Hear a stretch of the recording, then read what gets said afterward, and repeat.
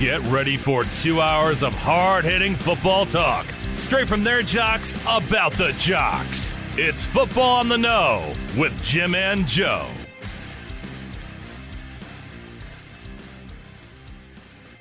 All right, what's going on, everybody? Welcome once again to another episode of Football on the Know. I am Jim McPhee, alongside of me is Mr. Joe DeCapita. What's going on, Odos? Welcome back for another edition of Football on the Know Show. That's right. You're back. Let's go. It's nice to have you, buddy. Let's go. Yeah, Listen, absolutely. A lot of crazy things have happened. The Bills actually figured out how to win, for one. And there's been some Patriots have lost two straight. And no game goes just the way we think it's going to go. Mm-hmm. And that's all dedicated to the referees. I mean, they've really outdone themselves by throwing a shit ton of flags in every single game. And actually, quite often, it seems like they are manipulating the wins and losses. So that's a little concerning going down into this playoff race. Keep your eye out for some terrible calls, and that's what's going to sway some things. Absolutely. I think now more than ever, it is really changing, really influencing the game. And this is what frightened me when they made sports betting legal, because, I mean, that's got to be thrown into question on some of this stuff when they're trying to do whatever they can. Obviously, they're not the players in doing some of these things, but they can try and keep scores to a certain minimum best that they can to decide outcomes. I mean, it's really scary. Right. I mean, that could play a part, but we've already seen this happening before we even got to betting. Oh, yeah. It's always been bad. This has always been pretty bad anyway, so it's insane. We got a couple of know-it-alls just chiming in right away, right off the get-go. Mike Tackett and Tom Leiter, what's going on, boys? Tom Leiter says there's a new football god next to Landry. Landry, Nall, Shula, and Brown, and Lombardi. Yeah, absolutely. That's right, everybody. We just heard the news a little bit before our show started, so we threw this thing back together quick, real fast, and here we go. That's right. John Madden now passed away at the age of 85. We all just heard the news. Twitter's blowing up right now over condolences and things like that. So, yes, Tom Leiter says we lose another legend, but he's up there with the rest of them. Absolutely, absolutely insane. I mean, and this is the thing, too, is like the news of this just broke like recently, you know what I mean? But, however, this happened. His passing happened this morning. So it seems like they were stalling the official announcement for quite some time. Obviously – for the family and friends of John Madden before it got out, and now, sadly, we lose yet another NFL legend in John Madden. Just a great football mind. One of those voices that you would hear on play-by-play calls where it's like his voice just echoed football. You know what I mean? Like, it was one of those things where, like, you know how you tell, like, a guy the sound of a voice, you're like, oh, that's definitely a football voice. Well, John Madden was the epitome of that. And just the interesting and unique ways he would explain plays, and he had his little catchphrases like, he would be like, boom, right up the gut. You know what I mean? Whap. You know what I mean? Just knocks the guy down. So, it's really a sad a sad thing has transpired in John Madden's passing. All our condolences go out to the families and friends of John Madden. Yeah, absolutely. And he's going to be truly missed for sure. Yeah, and like you said, I mean, if you didn't even watch him play, or watch him coach rather, if you didn't know that, he was the head coach of the Oakland Raiders when they won Super Bowl 11, and was inducted in the Hall of Fame 2006 due to his coaching ability, and he won 76% of his games too. So imagine that, especially in these days, the way some of these coaches are just getting hired and fired and scrolling through. An icon there, but then to join the ranks and make us another lucrative second career as an analyst and a broadcaster, and I think he got like 11 to 16 Emmys, I want to say, awards. So again, acknowledged for that. And then 1988 came the Madden games. He endorsed the Madden games. and the rest is history there. Retired from broadcasting in 2008, but a lot of them, especially kids, they know what Madden is. They know the name. Yeah. Don't exactly know the guy, from, right? but a lot of us were blessed to hear the Maddenisms, they even called him. He has an ism already. So just think of that. The way he talked, there's a whole language for it. And it was different from anybody else. He had the turducken at Thanksgiving and stuff like that. He introduced it to everybody. An icon. So it was always a pleasure to meet him, a pleasure to be part of the All Madden team, and an honor to be on the cover of the game that he endorsed. Yep. Everybody wanted to be on the Madden cover, so it's a big deal. And John Madden, again, an icon that was again a bigger, larger than life personality too. Absolutely. So. And that's the thing. Listen, I know we're just getting started here, but if you're new to the show, if you love football, you want to get involved, we're the most interactive show on YouTube. That's right. I'm saying it. Football Talk, this is the place to go to. We can be your therapist. We can be your friends. We can even help you through fantasy football if you need some help there, or just talking you off the ledge if your team's taking a nosedive. We're here for you. So if you would really do me the pleasure of helping us out, helping our channel grow, you can head over to Facebook or YouTube. Just search us up on Football on the No Show. On YouTube, you're going to hit that subscribe button, hit the notification bell to let you guys know when we go live. Become a member on Facebook, and we are also on Twitter. You can follow us there as well, at FB_no. And listen, help grow the family here. This football family of ours, we're trying to grow. We're trying to get bigger. We're getting bigger on Facebook. We're getting a little bit bigger on YouTube. Let's blow this thing up. Yeah, absolutely. So let's get into some of the games this past week. And all the podcasters out there. Absolutely. Podcasters out there. Again, we got approved to do video for Spotify, too. So there's a lot of creators got approved to start that. They're going to be doing video on Spotify. So all you guys that listen on Spotify, now you can actually see us again like everyone else. So, and by the way, also ratings. If you guys haven't yet, go to Spotify and give us a 5-star rating, too, as well. That helps build our group all together, as well. So we appreciate the support. But, again, some of these games last week, you had your upsets. Like what the hell happened with the Chargers here again? You're going against the Texans. This was one of those games again that I looked at. I'm like, well, here we go. They should be able to handle these guys. Texans, again, Davis Mills has not looked good. He's looked good. So then I'm like, all right, that's a nice story for them. But, again, they're one of the bottom teams. They're just have really not a lot going on, not a lot of talent there altogether. And, not just a good team, but then to destroy, put 50-something points up on the Chargers defense. I mean, that is pitiful. The Chargers are part of the talk of one of those better teams. They were supposed to be trending upwards. They've got their franchise quarterback in Justin Herbert. But really the problem here is their defense. And Brandon Staley, who came from the Sean McVay coaching tree and, had a number 1 rated defense with the Los Angeles Rams, comes to the Chargers. And right now they're ranked 32nd or 31st in points for on the defense. And then also on third downs, they're worse. They're the worst on third down in the NFL. For a guy that's supposed to be this defensive-minded coach, and then alongside with the fourth down conversions that he just wants to attempt every freaking time, he's really killing this team, I think, at this point. I mean, to be fair, they are missing some players, especially big-time players on that side of the defense, so that it will skew some things, like, his ability to bring this team to another level. When you're missing some key parts there, like Joey Bosa and stuff like that, that's going to really, hurt your pass rush, and that's going to affect the rest of the defense throughout. So I would say this. I would say overall throughout the regular season, what I noticed from the Chargers early on was something special, and now that they're kind of hitting some speed bumps with missing personnel on the football field, you know what I mean? Facing some tough opponents that they weren't, early on or whatever, that are just actually they're just being outplayed at this point. And a lot of times, and we've seen it throughout the regular season, is offensively going for it on fourth downs an awful lot. Almost like a record-breaking amount of attempts on fourth down conversions that they try to get.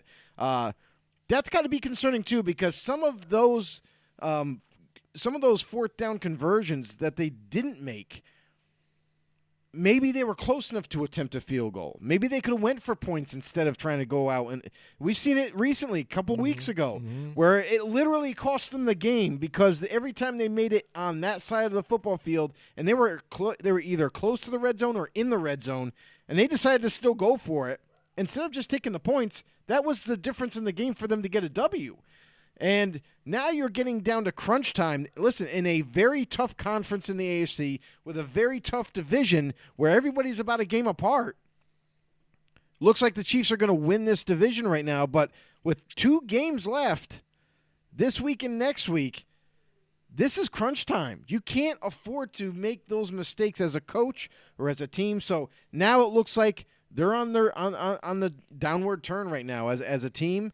And let's see if they can get back on track this week. All right, we've got Lady Bills in the house with us tonight too. She says hello. What's going on, Lady Bills? Yeah, absolutely. The again, some of the things like that just happening, and then also that Cleveland game too. How about the Browns? They even had you can't have a game to where Nick Chubb is running over 126 yards plus even their other backup running back. He put up like 58 yards and stuff like that, and then have the turnovers that you do, but still be in this game and lose this game against the Packers. You had them, but it just seemed like the wide receivers weren't on the same page with Baker Mayfield, and I know a lot of people want to say a lot of it was all his fault, but again, I saw a lot of drop passes and just missed opportunities.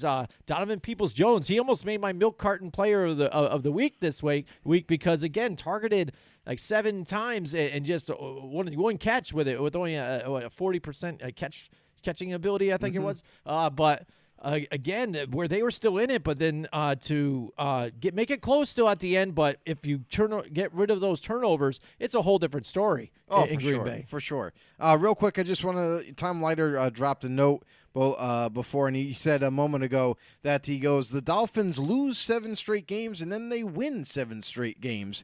And it just makes this AFC race a lot tighter, and he's absolutely right. I mean, this is a team that everybody kind of wrote off, just us included. I mean, we didn't see, there was no life, no signs of life in Miami.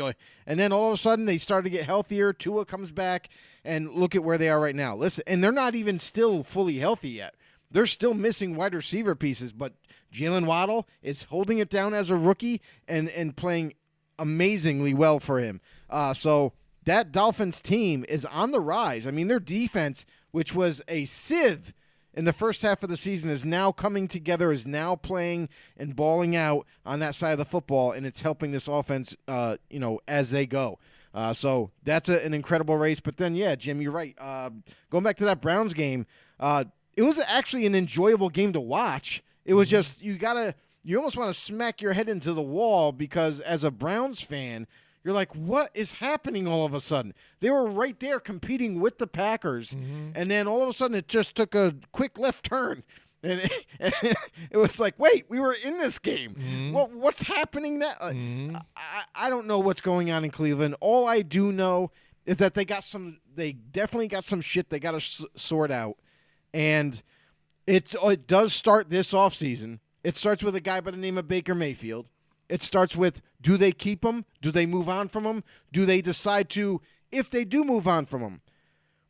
The biggest problem is now, if you want to keep the guy, because obviously who are you moving on to?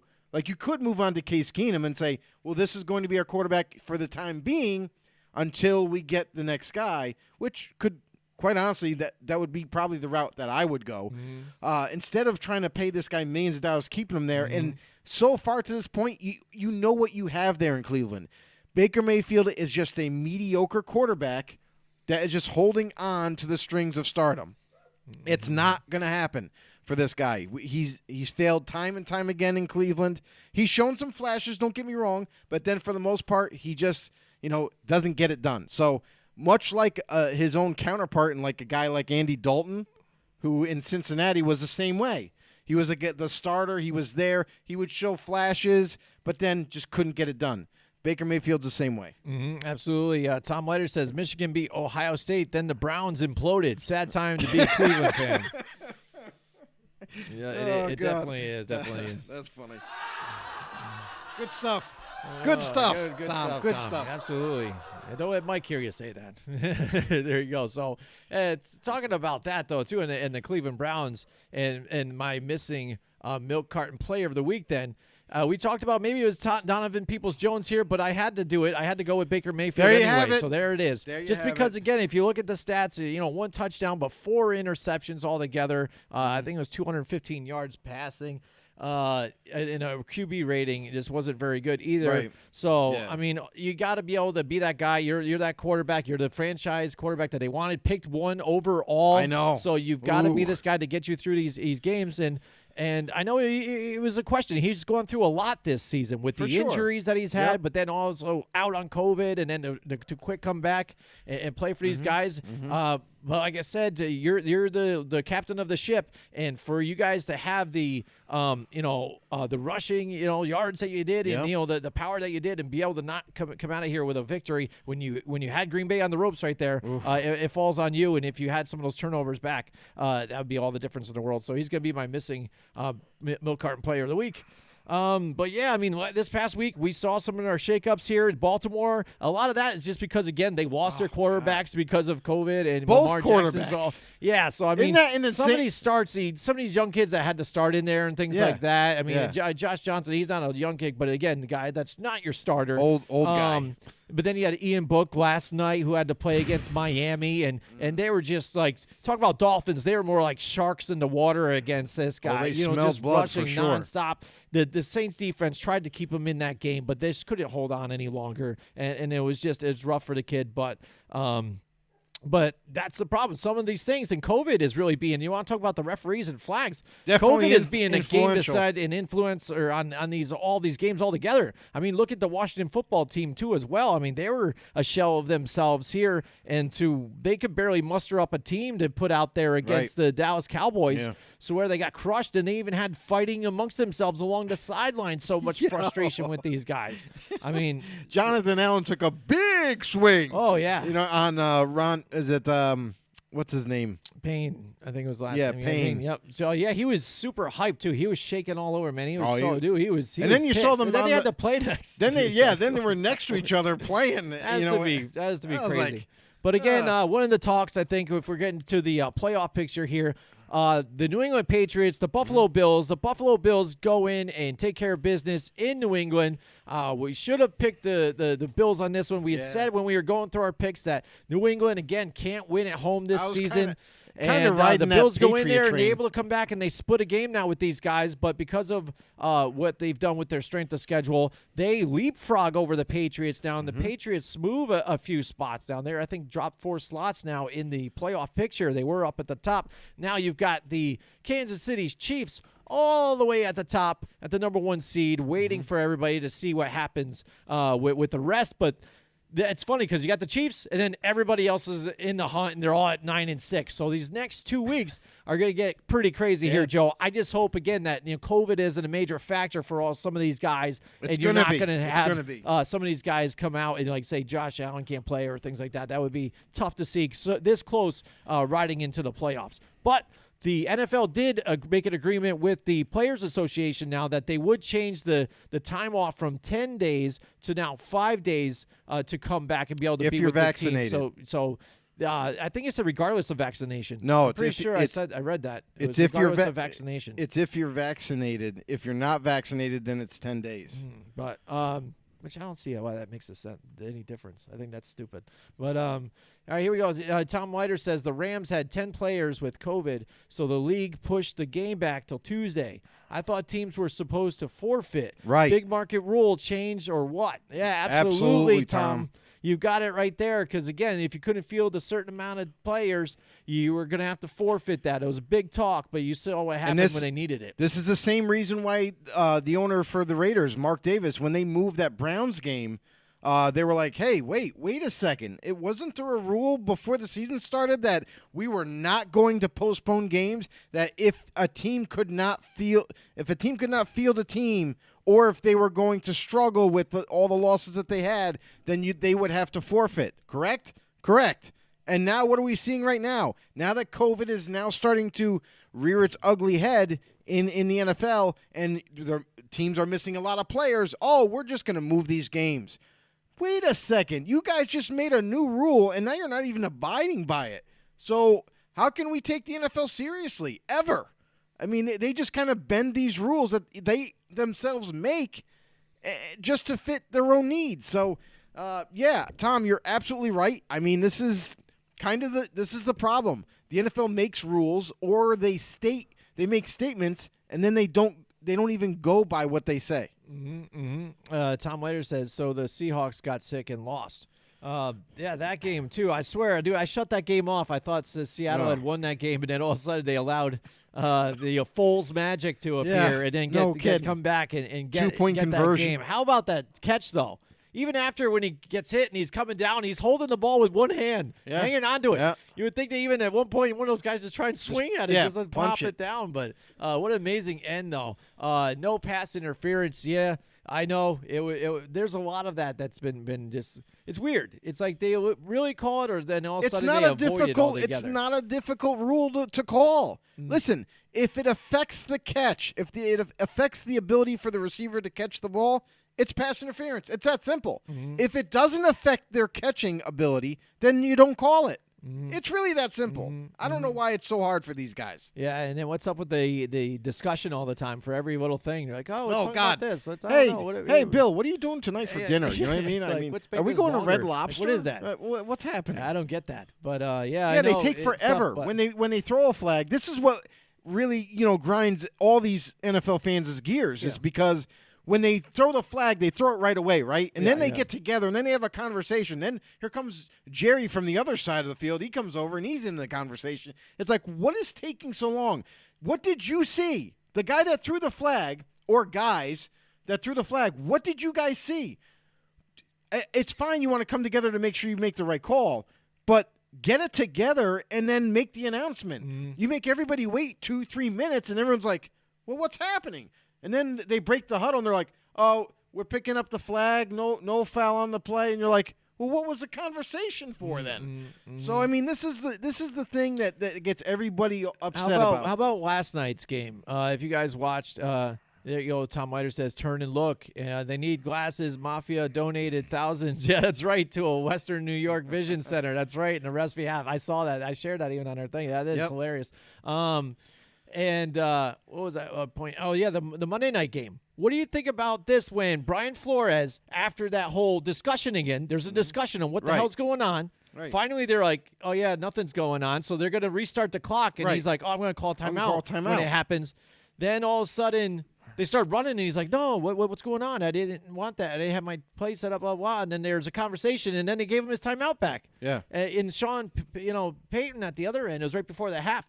He's like, what the hell, dude? Luckily, because he used his timeouts the way he was supposed to, and freezing the kicker right before, timed out right when he made the kick. So then they had to re-kick, and he shanked it. So it helped them out from not getting those 3 points there. But they were able to go for that field goal because he got his timeout back. I mean, what the hell is up with that even, too? You know what I'm saying? Dude, the guy's talking to you. He's talking to a ref right there. Yeah. Hey, are you guys going to run this right now when I go to this? Should I call a timeout now, or what's going on? Should I have the play ready? Why don't you have that conversation? Because the whole time, the other refs are one guy's looking at the stupid surface again, which I don't get either. You go from going under a hood and looking at every different camera angle to here, you got some jackass right here with a thing over top of his shoulders holding a surface. Here, look at my belly. Here, I'm a Teletubby. Look at this for the replay all the time. And the guy's just looking here. That looks like, here we go. Looks like every angle. You know what I mean? I think it's stupid. And then you could have, he should have, I think, lost it at that point. I wouldn't say, no, dude, you screwed up. Sorry, you called timeout. We talked about it with you. There it is. But the referees got to know what they're doing, too. And that's the problem. Oh, absolutely. They should have been like, no, you don't need to use your timeout. You know, I mean, we're gonna start it on the, when we start the clock up or whatever, when the play starts. You know what I mean? Instead, there was 2 referees over there talking to him, and they were like, they even looked confused, and he's like, well, I want to use my timeout then. If you guys are gonna run it, then I want to use my timeout. Yeah. If you guys are not going to run the clock, then I'm gonna keep my timeout. That's something that he should have said. Then they should have clarified with him right there and then what was going to happen. So, I mean, this is the thing, is referees, for one, listen, these guys, the NFL is the only league out there that doesn't have full-time referees. Mm-hmm. So these guys are like teachers and principals and your mechanics. Like these guys, this is a part-time gig for them. Mm-hmm. And they're getting paid extremely well to do it. But if that's the case and they are still confused week to week, you know what I mean?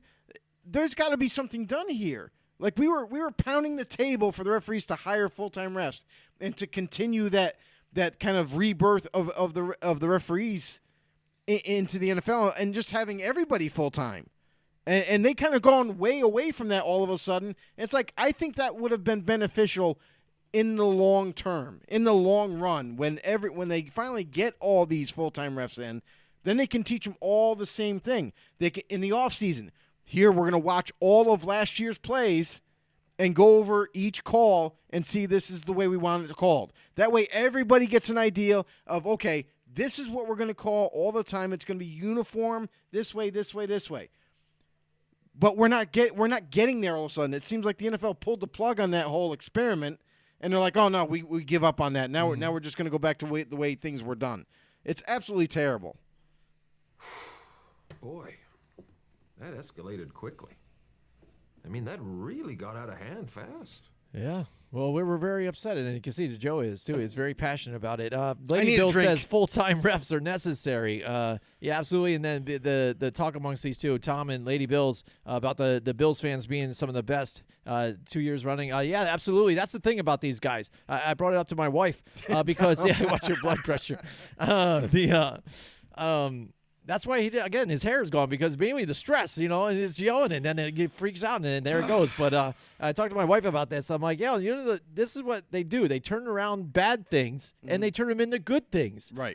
Just like with what happened with Andy Dalton when he had even the pick six, or that ended up putting him into the playoffs, or that stinks for them. And it was good for the Bills still. So then they go and donate to his charity, though. I mean, a lot of positivity out of Western New York. It's a big thing. It's a lot different than what's going on near the city right now with the talk of the Giants and the Jets, who are eliminated and not even in this playoff picture.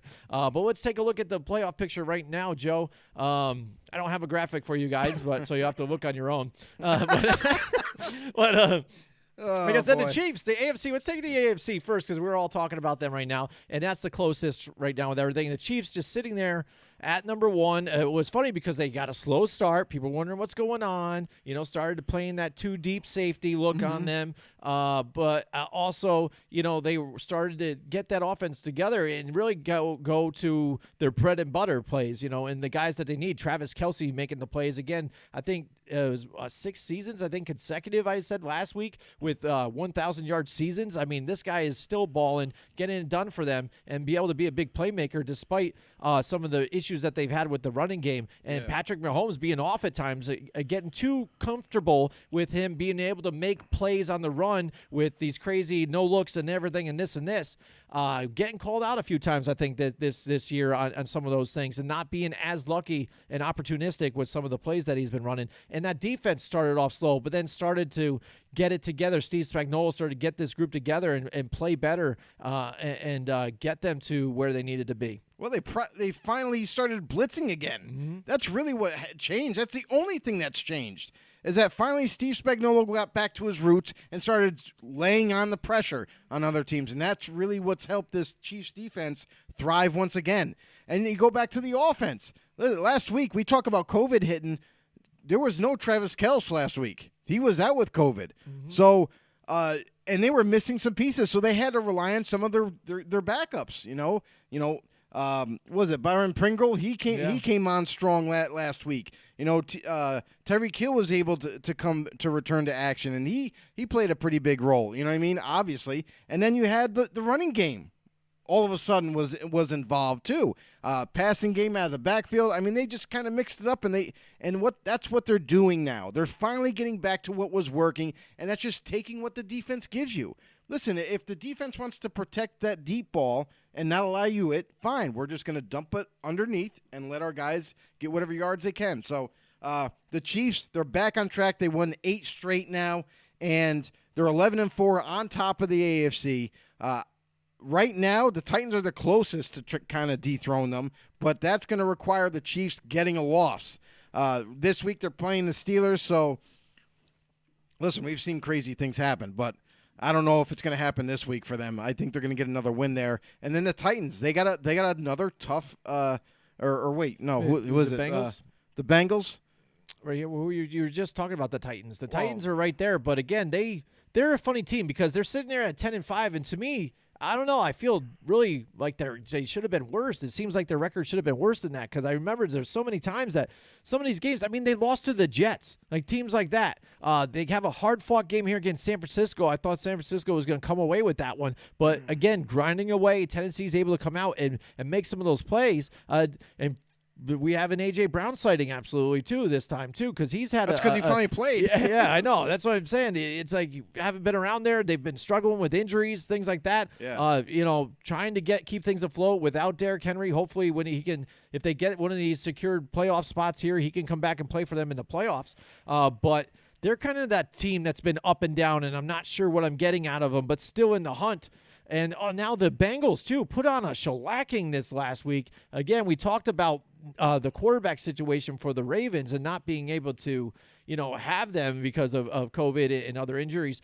But look at what the Bengals, and we were able to see the ability that they can have here when you've got Joe Burrow healthy and hitting up on all cylinders with T. Higgins, but he also got, Jamar Chase there as well. I mean, this team looks really good. And then the second, yep, absolutely, and the second-rated running back right now in the league, and Joe Mixon. Joe Mixon, yeah, absolutely. And it was my mistake. I was looking at last week's games or whatever, KC playing Pittsburgh. But, yeah, the Bengals, this is going to be a good game, I feel like. Mm-hmm. Listen, I don't know, but not for nothing, but I think this is going to be one of the tougher matchups Kansas City has faced this season. Mm-hmm. I mean, Cincinnati's on the rise. They've been playing a heck of a lot better defensively and offensively, and it seems that every week since Joe Burrow's injury, it seems like he's getting healthier and healthier and trusting his ability, and that's what he's got to do. Listen, he's got the weapons around him. There's no question about that. Now just put it together. Pick the defenses apart like he's been doing, and let's see what can happen with this Cincinnati team. Yeah, absolutely. Tom Leiter says A.J. Brown got him 40 points and into the championship game. Then he lost to Roger Kirkpatrick. There you go. That stinks, man. I'm sorry. I'm sorry to hear that. But he also said, what did he say? The NFL wants the Patriots versus Tampa Bay back to big market money. The NFL may want that, but I don't know. With the way the season's been going, anything can really happen now. I mean, this AFC, look at the Titans, which were once on top, the number one seed, are 10-5. So they're a game behind, but then behind them, it's like everyone's like a game or two behind. And we still have 2 weeks to go. So a lot can happen in 2 weeks. A lot can change. Titans could maybe even drop out. Yeah, they of played the playoff Miami, race who's altogether. won, which Tom Leiter brought up again. They lost their first 7, but now they've won 7 straight, and now they're in the hunt. Exactly. And they have to play Miami next week. And I'm trying to see where they have moving forward. Let's see more here. Who they got on week 18? But yeah, they have the Texans. So who knows what the Texans, though, the way they've been playing it. It's crazy. Listen, all I got to say is you got to give credit for the Texans, for Davis Mills to step in there right now. Yeah. And it seems like that's enough of a spark for that team to actually get a couple of wins. Now, you're doing it at the end of the year, which it's going to kind of screw your drafting position. If you imagine if they win out now, they win in the last 2 games. Now they're going to be screwed on that top 5 pick. Right. And now if you look at the Cincinnati Bengals, it really does come down to these last 2 weeks. How about this, the competition that they have now? Yeah. They have Kansas City this week, and next week they have the Cleveland Browns. So, again, which is obtainable. They could beat Cleveland. They could beat them, but, again, they could also be tough games that they could lose. So they could lose one of these games or 2. Luckily, they can come out with both of them. But when it's so close, when everybody's tied here at 10-6, and especially if you're right there in the 3rd seed, right behind the Titans have a more favorable schedule for here on out. They've got a nice shot to get that number 2 seed.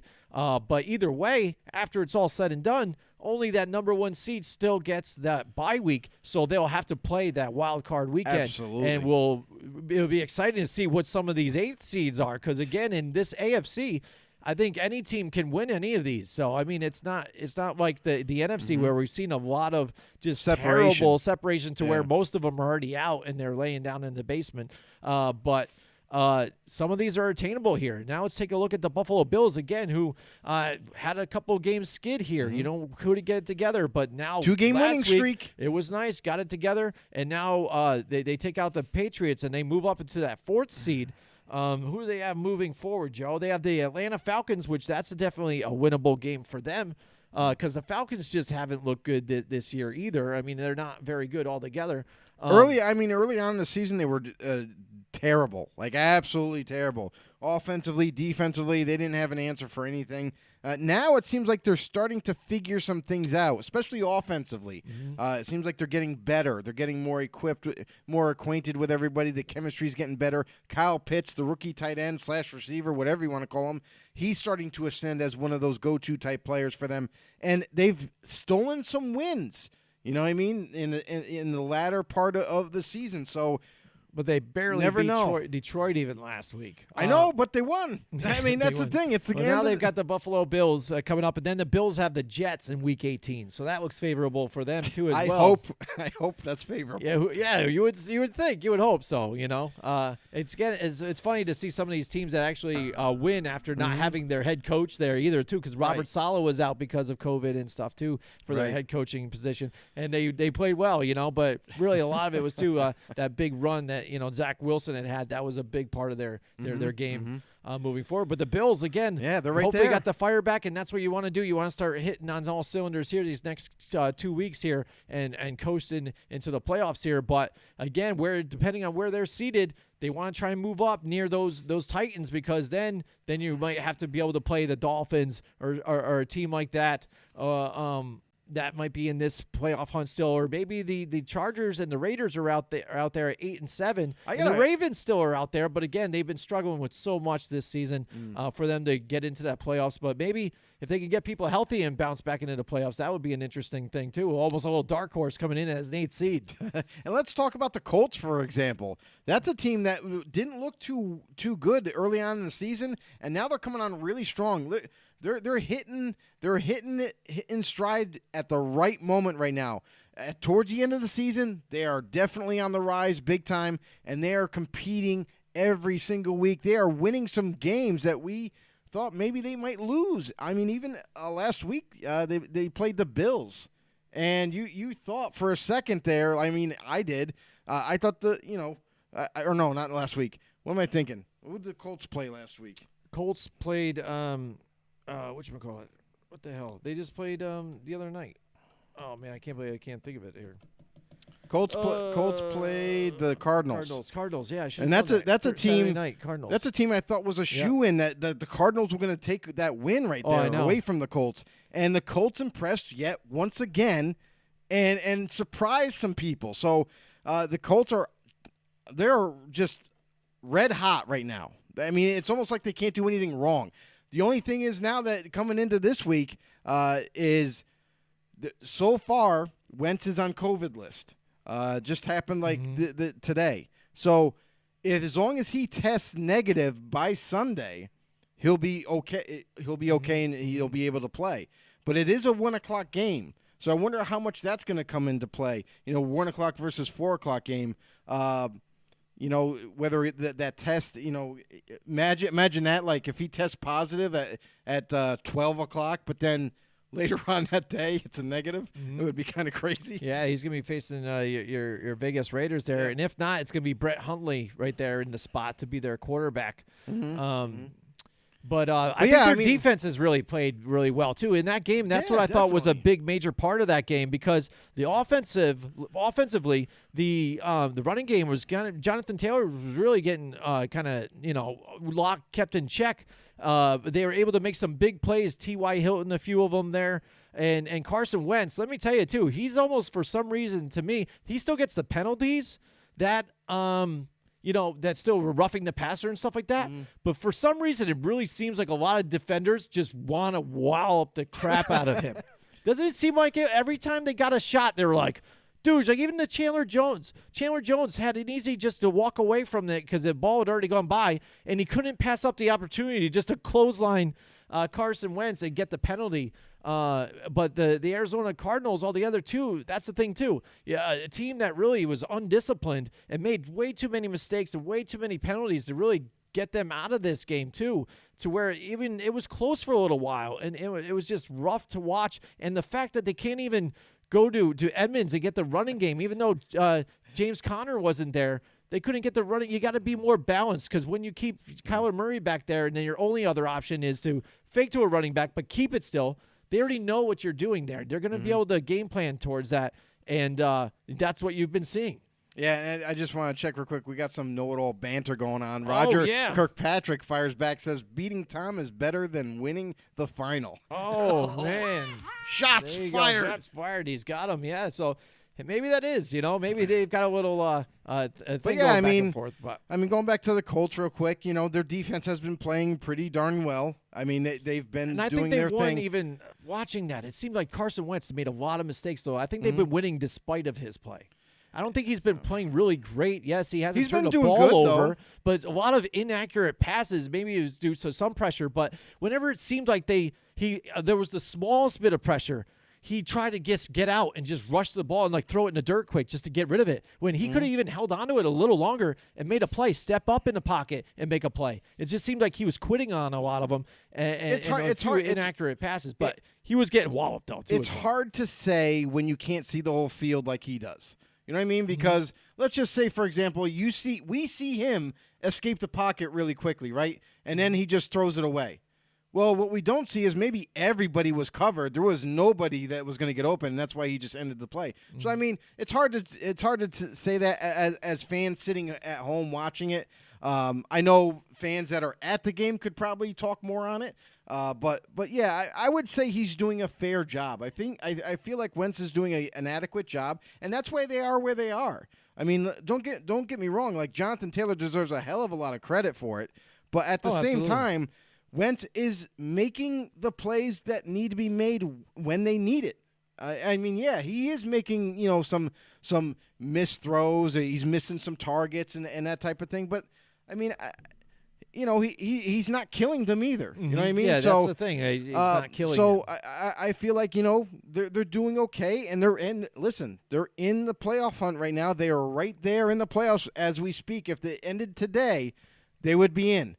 And they're a team that's on the rise. Listen, they won 3 straight now coming into this week, and they are second in this division right now. They are only a game away from taking the crown of the AFC South. So a team that early on we thought, oh, man, we don't think they're going to make it now. You know what I mean? They weren't looking too hot, and they were down a little bit. They had to fight their way back, and now they're right there in competition for the division. Yeah, and they've got to face your Vegas Raiders, and then they play the Jaguars too after on the Week 18, so that looks favorable as well. And then right there, if they beat your Raiders, then I think that eliminates your Raiders then out of it. They've got to be 8-8 then.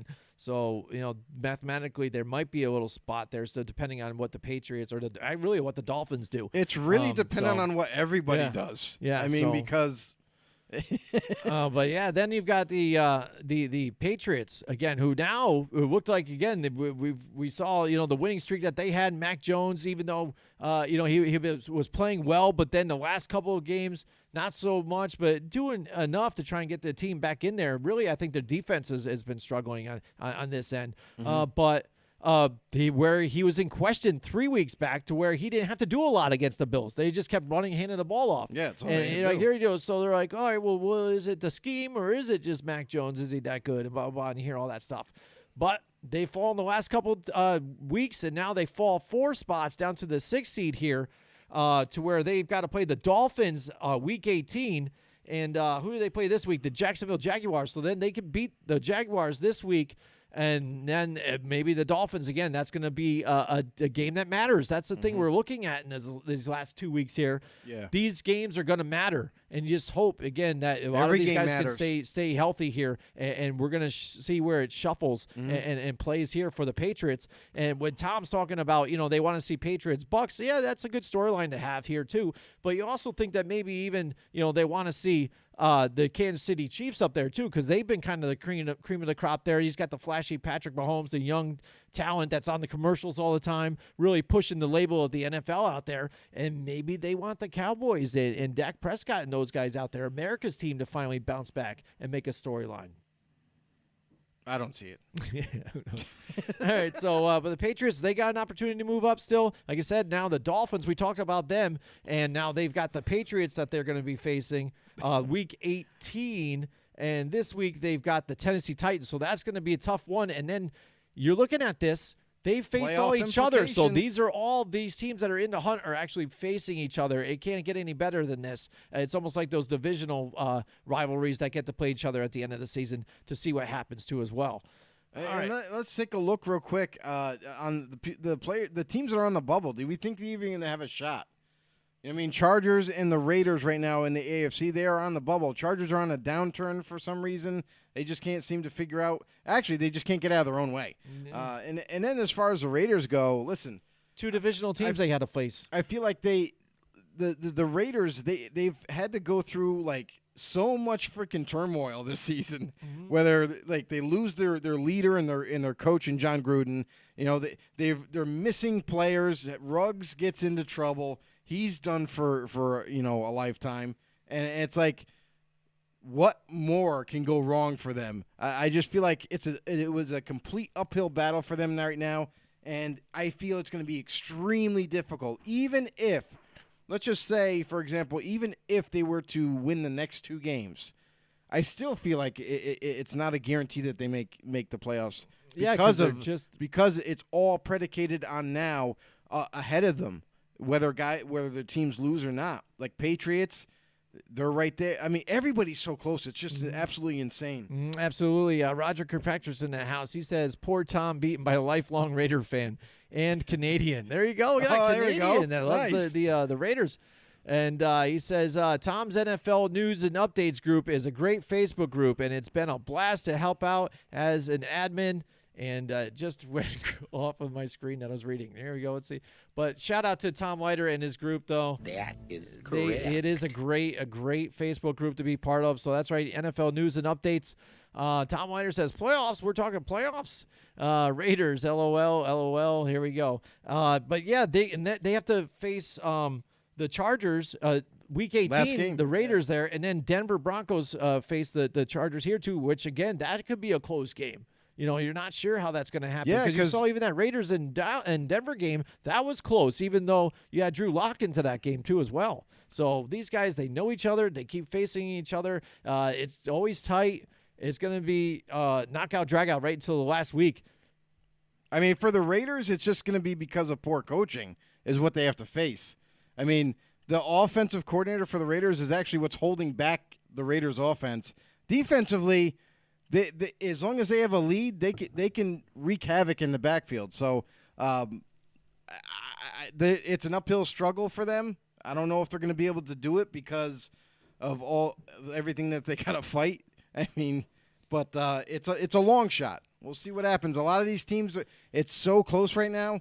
One slip up from anybody, though. Look at the Titans, man. They're on the verge.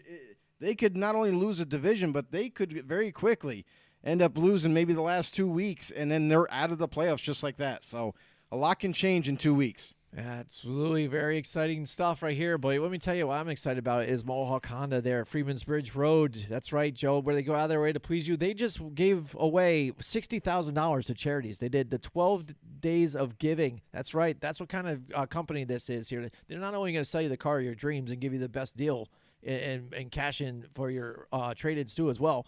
They're also giving people all together, and giving out to charities amongst the community. So shout out to Mohawk Honda, and make sure you guys check them out at MohawkHonda.com or go down to their spot there in Freeman's Bridge Road and check out all the inventory that they have. Talk to Hot Sauce and Jake Doyle too out there in the VIP man. They're going to do what they can to get you into the car that you want and the one you deserve and the payments that you want. Mohawk Honda, where they go out of their way to please you.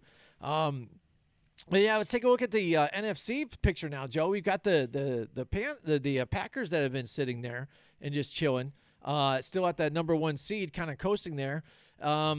But then the Cowboys and the Rams and the Bucs all tied there at 11-4, still in the talk of things. And the Rams have been kind of funny because they've had some issues where they have lost some players, to injuries and COVID and stuff, and then had some off games and where you're kind of like looking at Matthew Stafford, like, what are you doing?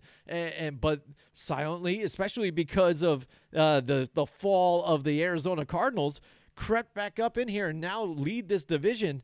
And the Cowboys, I think, even too, are that team that is they're not really getting talked about a lot, I think. I think a lot of people think that they're still kind of just like, getting in there. Yeah, and that's because their offense really isn't clicking still. I mean, yeah, we saw last week they kind of blew up against Washington and whatnot, but Washington was missing a lot of players.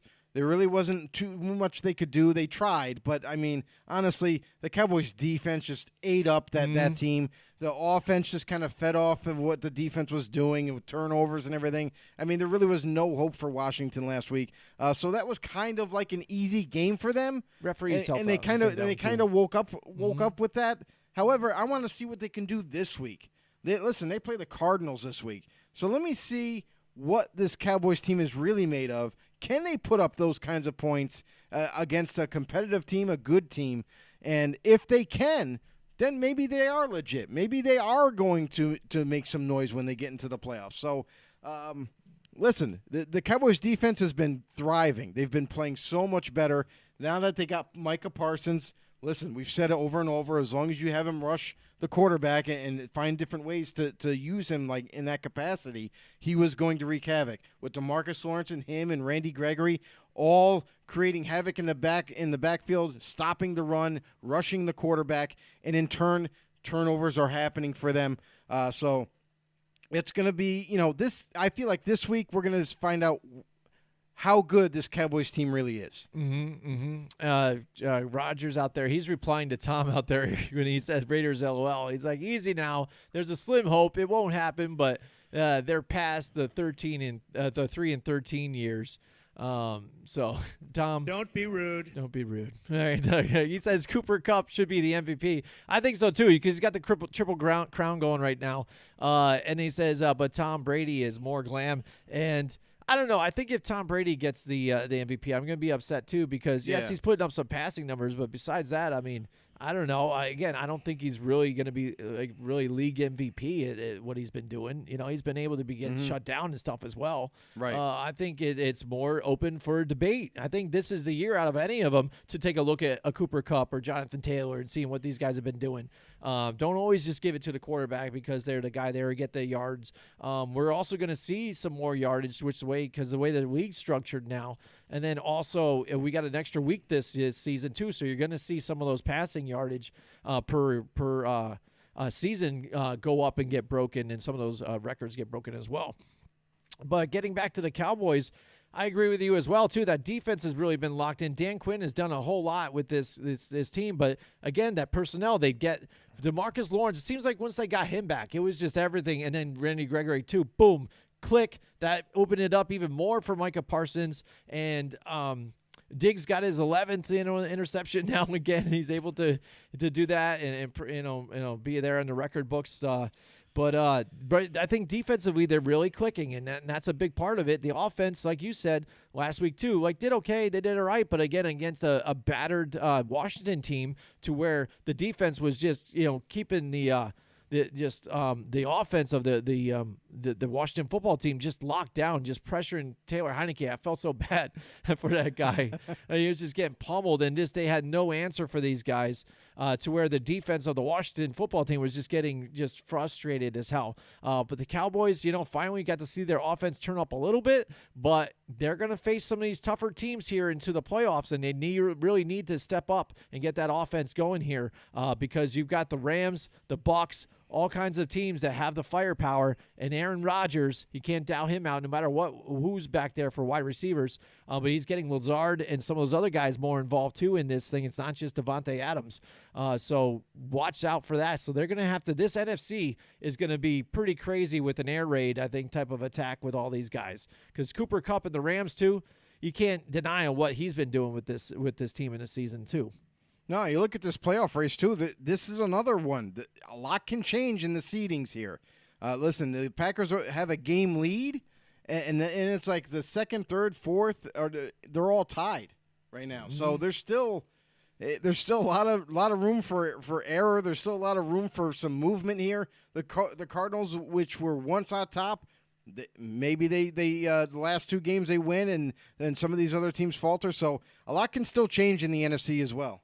Mm-hmm. They've got the Dallas Cowboys this coming week, so that's going to be tough because, again, right now, if you take a look at this, they would be facing the Cardinals. The Cowboys and Cardinals would be facing each other right now in the playoffs if they stayed at these two seats. Mm-hmm. So for the Cowboys, whether Green Bay could lose this week or so or get up there, if they can beat the Cardinals, that would help get them into that number one spot because really that's what the Cowboys have to try and fight for now is getting that rest. They want that number one seed, seeing they're only a game away right now, how close they are to get this here. And if they could shut out the Cardinals and even try to bounce them from the playoffs and have to try to maybe get some of these other teams in here like the Eagles or the 49ers to where, I don't think they're really good altogether too. They're kind of backdooring, I think, into the playoffs.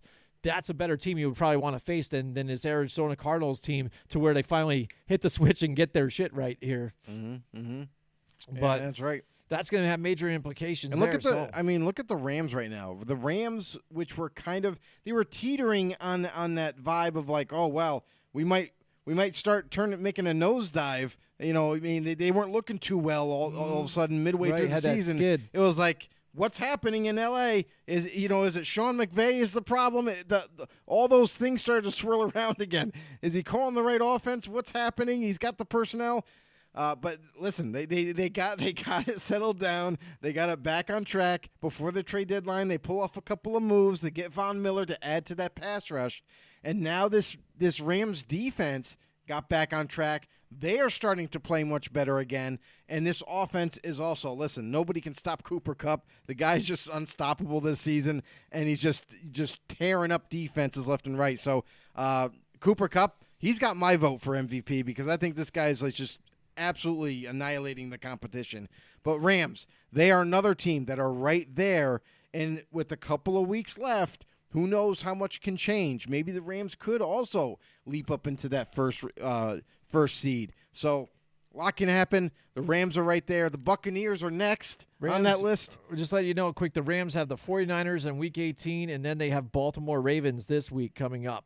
And depending on who the quarterback is, they could easily win that game too because the defense has been struggling for Baltimore. And again, their quarterback situation. So yeah, and then we bring it to the Buccaneers, where this is a team that early on in the season we're like, wow, these guys, no doubt about it, they're shoo-ins for playoffs. You know what I mean? They're going to make it as long as everyone stays healthy. But now we're starting to notice that things aren't so peachy down south in Florida because they are also hampered by injuries. Mike Evans banged up. COVID's happening with that team, and Godwin's out for the season. Godwin's done for the season. Also, you look at Antonio Brown, who's been absent. Now it looks like he's coming back this week, which has got to be a huge relief for Tom Brady and the rest of this offense. And then you got Leonard Fournette, who was out.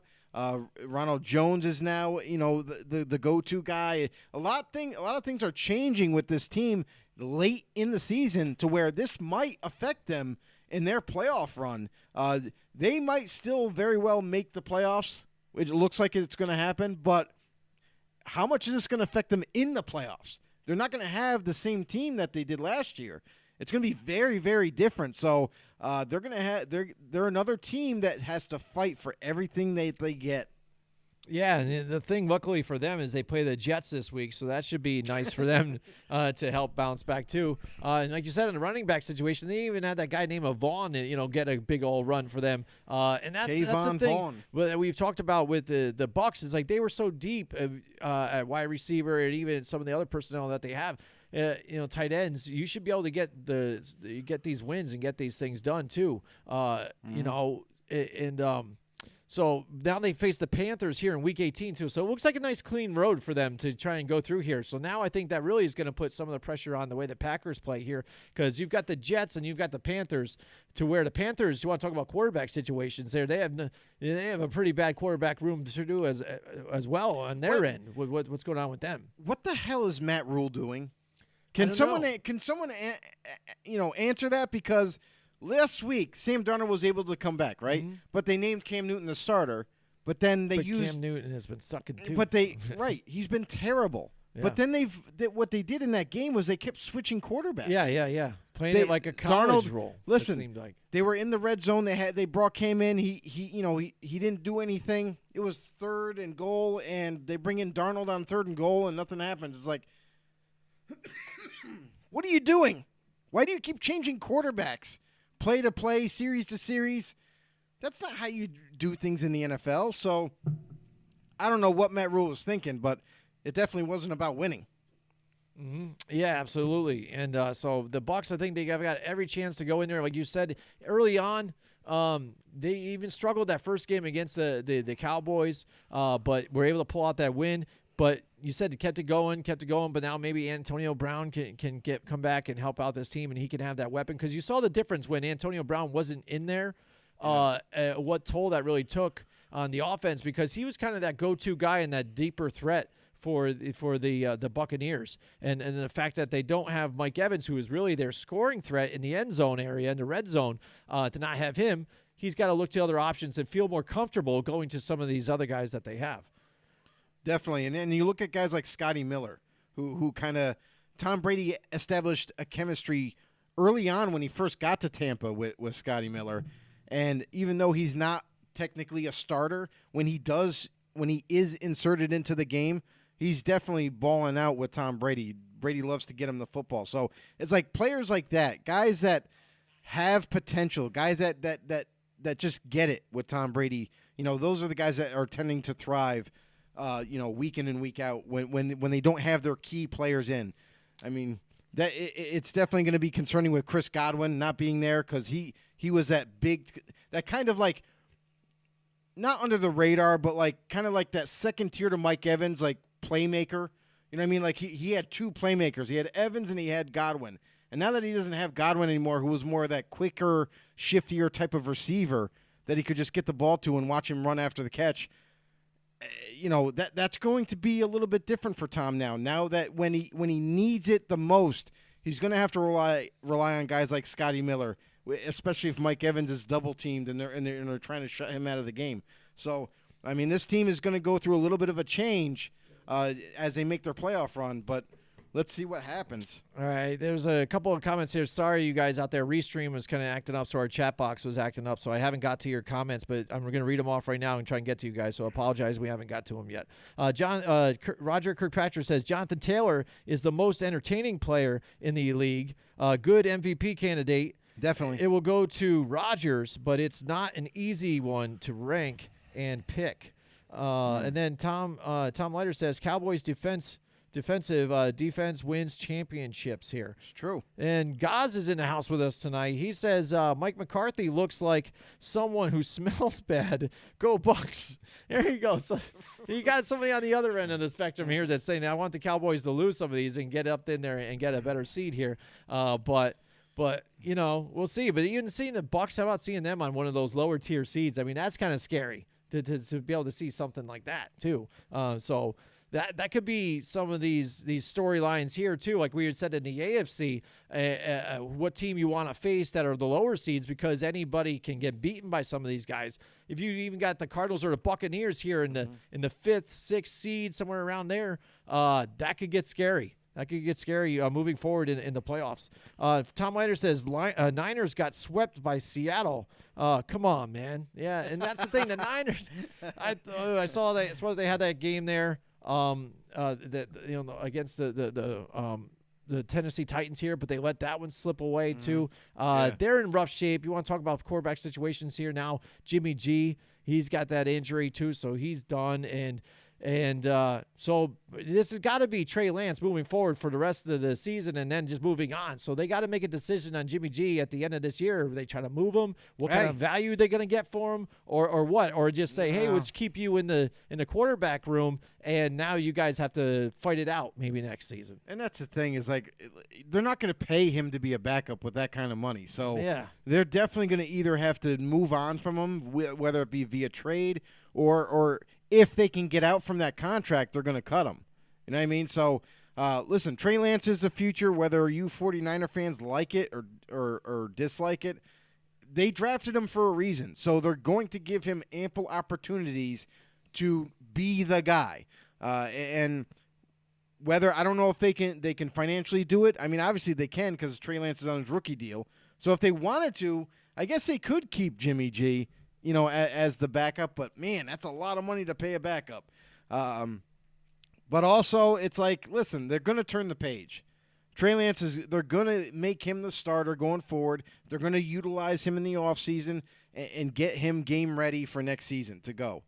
So this offense is going to change a little bit too. I mean, he's a mobile quarterback, so they're going to utilize that along with all these different plays that they've been using, especially Deebo Samuel, who's like a wide receiver / running back at this point. Yeah, at this point. And let's see what they can come up with offensively. And then also in this NFC hunt too is there's still 2 playoff berths left in this team in this conference that still has to be figured out. Niners right now are 8-7. The Eagles are 8-7. What else we got? We got 7-8. The Vikings. Falcons are still unbelievable. The Falcons are still in the running. That's what's bad about some of these because on the bubble. That's a really but they're still there. It's doable. They're still there. Yeah. Until they get eliminated, they still got a shot. Yeah. So there's still a chance. Even Washington football team. That's a sad thing here at 6-9. You're there and you're still in the talks. But again, some of these games, really, these 2 weeks are going to iron it all out because a lot of these teams are facing each other. You've got the Arizona Cardinals are going to be facing the Cowboys. Right. So Cowboys, if they can take a licking on the Cardinals and make them lose again, that's big to help knock them out of this thing, or at least bring some of those. It's other just going to be here. seeding. That's just going to change the seeding for right now. Because then, if some of these other teams win, say they're the too Eagles far win, down. see if the Eagles win, they're at 9. They become 9-7. They're in the talks here. So then you've got the Cardinals who play the Seahawks on Week 18. How nice would it be for Tom Leiter's Seahawks to play spoiler here? Yeah, definitely. And beat one of the division rivals in the Arizona Cardinals here and take them out and be spoiler for them and bounce them while the who do the Eagles have to play Week 18? The Eagles are playing the Cowboys. So Cowboys can even help bounce them again if they could face the Eagles. But the Eagles, if they could somehow pull something out of here, if the Cowboys feel comfortable in their seat and maybe rest a couple players or not sure. Because we've seen some of these games go weird. We've seen the Eagles throw a game just so the Giants couldn't make it into the playoffs. So who knows? With Mike McCarthy, like Tom Gaz is saying, how he smells really funny and smells bad, and just the way he's handling his team sometimes, what are they going to do in that situation? It's a divisional team. This defense has been playing tough for Philadelphia at times. Will they just falter for some reason in this game? Who knows? Will the Cowboys offense not be able to get it going here? Will they just be relaxed and not really looking at Philadelphia like a threat? So, again, a lot of this is all going to get ironed out these next 2 weeks here. Yeah, I think and the interesting thing is I was just looking at like what their standing was against the Niners, and they swept the Niners. So if that was to happen and they lose their next 2 games, I still feel like they'll still be in the playoffs, even if it's as a 7th seed. You know what I mean? The Cardinals? Yeah. So a lot can change with seeding wise in the NFC. But I don't see too many teams getting just bowed out and kicked out. I mean, it's still possible, but for these teams like the Atlanta Falcons, I think it's a long shot. The Saints obviously are a long shot. They don't even have a quarterback. In Washington, they're as good as dead. Minnesota is one of those teams where throughout the season we were like, they're not going to do nothing. Oh, geez, who'd they beat? And it's like they've been surprising us along the way, and they are one of those teams like maybe they could pull off an upset. Maybe. I mean, this week's going to be really tough because they got to go into Green Bay and try to pull off a big-time upset.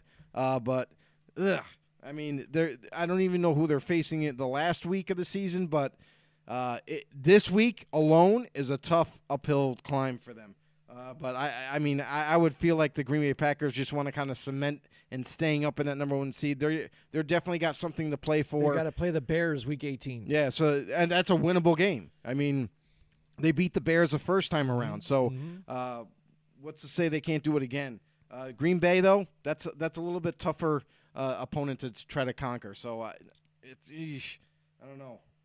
Yeah, absolutely. And that's the thing. What has been a big story for the Minnesota Vikings is Justin Jefferson. Been a real big deal, especially since Adam Thielen was out for consecutive weeks. Right, had to He's take been over. A big effort and big part of them getting that winning, because they've had Dalvin Cook in there at times, but then also facing injuries back and forth, in the running back situation. And like I said a few weeks ago, a lot of the big focal point was how well Dalvin Cook, if he was able to play for one, and how well he did when he was in there, because he's a big factor of this offense. It's almost the way the Dallas Cowboys were at Zeke when he had his prime. It revolved around Dalvin Cook, and all the rest of the guys were beautiful parts to dump it down to and make some plays. But in his passing and not even having him at times, he's been a big go-to guy for Kirk Cousins and making it happen for them. This is going to be a tough divisional game moving forward against the Packers. They've got a tough road, because even the Bears, another tough divisional game, to where the Bears have played tough at defensively as of late, and to pull out that win against the Seahawks in the end of that game with Nick Foles. I mean, that was something amazing in itself here. So, again, I'm not sold completely on the Vikings and all these games even too, because we've seen week to week how they can just turn, just like that. You're not sure what you're getting with some of these guys. On any given Sunday, it could be anybody. So that's got to show you something about the Minnesota Vikings, though. Like, yeah, they've faltered, but they've also done really well. And they've kind of gone back and forth throughout the season. So to me, it shows, if you're a Vikings fan, it's got to show you, like, listen, we're close. We're almost there, but just not quite. You know what I mean? So, they might surprise you one week, but then the next couple of weeks they falter. But they are one of those teams that they're on the cusp of becoming a definite contender, but they just don't have enough pieces just yet. Mm-hmm. Tom Leiter says COVID has every chance to win the playoffs. All bets are off. It's true. I got bronchitis. Yeah, they do. And I just hope, again, it's going to be tough in these next couple of weeks how big of a factor that's going to be. Oh, it's a huge factor. There, so. We're already seeing it now in the last couple of weeks, how much that's a factor. So definitely going to be part of the game. And here's the thing is NFL, like we've said this earlier in the show, but it's like they got to stick by what they said they were going to do. Teams are going to have to forfeit. I know that's not what they want. They want them to play it out. They want the best team win type of deal. But you've already made that decision that you weren't going to do this. Now, already in the last 2 to 3 weeks, we've had games being moved. We've had games on Monday, Tuesday, Thursday, Saturday. Well, they tried to draw a hard line, and that's what it is. They tried to draw a hard line. And, we'll lessen some of the regulations here and there, blah, blah, blah. And then all of a sudden you're seeing all these positives turn up and things like that. So they're like, how can we combat this but still not be, blah, blah, blah. They totally forgot about that hard line that they drew. So now everybody else is looking at them and been like, dude, what happened? You know what I mean? You talked a big game, all this other stuff, but now when it comes down to it, you want all this out there and a product out there and everything and stuff, and you lose your money. It's a whole different story. So, we'll see what happens, how big of a factor it is moving forward. But what's a big factor right now, Joe? It's freezing out here. It is freezing in upstate New York. Yes, sir. And a big factor is getting your heating checked in all your furnaces. I know mine's checked, and it's all good to go. Filter's all good now? to go. I love Johnstone Supply, buddy. Why don't you tell everybody about Johnstone Supply? Yeah, Johnstone Supply in Troy, New York. These are the guys. These are the heating professionals. They also do cooling as well. That's but right. Listen, So when it gets hot, that's right.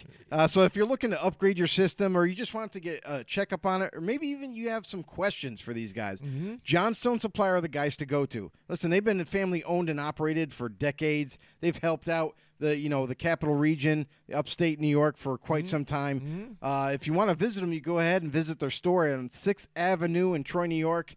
If you want more information, they can also help you out with any kind of questions that you have. Listen, whether it's finding the proper change for your filters, whether it's just doing that routine checkup like Jim mentioned for your heating and cooling needs, these are the guys. These are the professionals to go to.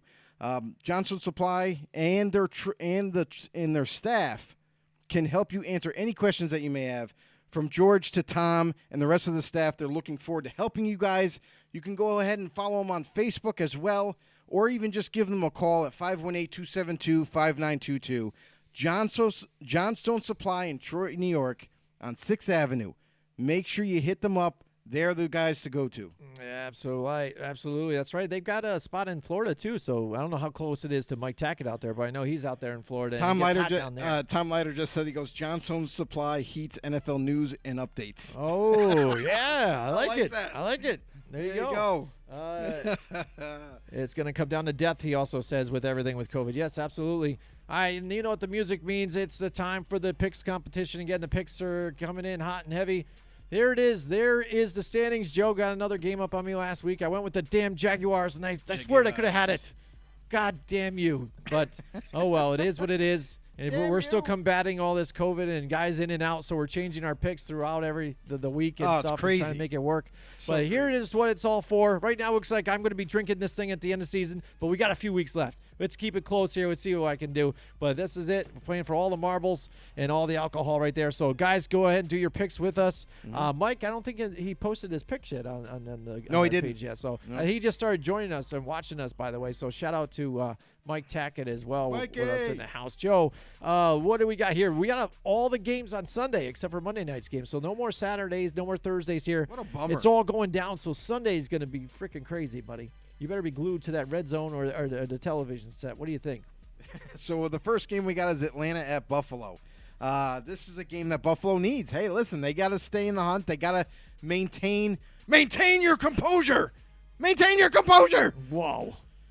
Bills got to. I got to stay in the hunt too. The Bills need the win here. They have to in order to cement themselves still as the number one leader in the division. They can't afford to lose because the Patriots are nipping at their heels right now. So I got Buffalo in this one. I can't see Atlanta winning this right now, but we've seen crazier things. All right, Joe's got Buffalo. I'm going to go with the Buffalo Bills as well. Here again, Atlanta, they just don't have the personnel all together. You know, again, and I'm seeing him struggling against teams that aren't really very good either. And Matt Ryan, I mean, is he just on his downturn? You know, is he just, not being able to get some of this stuff done without some of the weapons that he's used to having? I tell you right now, I would put Matt Ryan on the Niners right now, and they're a contender for the Super Bowl. Yeah, I'm telling you right now. I like that situation. How about you do that? But again, they wouldn't make that call though if they not believed now. in Trey Lance. Not now. That's what sucks. Yeah, no, not now. It would have been a nice situation. I'm just saying, if they didn't go quarterback in this past draft, I would have said absolutely. It sounds good. Then he could even be reunited with his nephew, Mike McGlinky. That's right. He was right there. Hey, family, there we go. Bada bing, bada boom. So good. Yeah, it make me feel so good. I like it.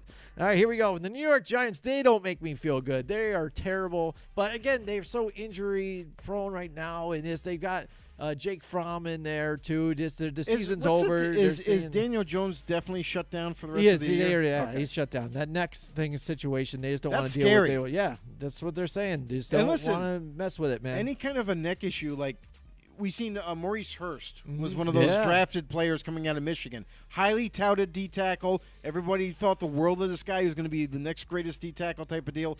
But he had a neck issue coming out of college, and teams were scared from him. Nobody wanted to draft him. A neck issue is very, very scary because any little tweak, any little thing, you could be paralyzed, to be honest. Mm-hmm. So I wonder how going forward for the Giants, this is a whole other topic we'll talk about in the offseason, but do they stick with Daniel Jones? Obviously, they can keep him. He's still under rookie contract, but it's got to be concerning now going forward. Like, how healthy can he be, continuing his career now as a quarterback? Yeah, that would be definitely talk when it comes closer to the draft. Sorry, it kind of went off. No, that's fine. But again, the New York Giants here, they're going into Chicago. Chicago plays better when they're at home, absolutely. They do. And that defense even has been playing really well. And the Giants just don't have the personnel at this point. So I'm liking the Chicago Bears in this one at home. Yeah, I mean, the Giants, I love their defense. There's nothing wrong with that. But when you don't have your starting quarterback, when you don't have those necessary pieces to keep this offense running, they're going to continue to struggle. Listen, we've seen all the turnovers galore from New York last week. I feel like it's going to continue. And the Chicago defense is pretty good. Mm-hmm. Oh, yeah, absolutely. So, I, too, am going to go with the Bears. Mm-hmm. Here we go. Next, we've got the Kansas City Chiefs and the Cincinnati Bengals here, Joe. What do you got for this one here? The Chiefs and the Bengals. Bengals looking really nice, but again, against a tougher competition and a team that's up there at the upper echelon, the Kansas City Chiefs, they got to be able to take this one here at home. Yeah, this is going to be a good game. This is going to be a game that I'm looking forward to seeing. But Logically, I would probably go with Kansas City because they're red hot right now. But I'm going to go with Cincinnati. I'm going to take a shot on this one.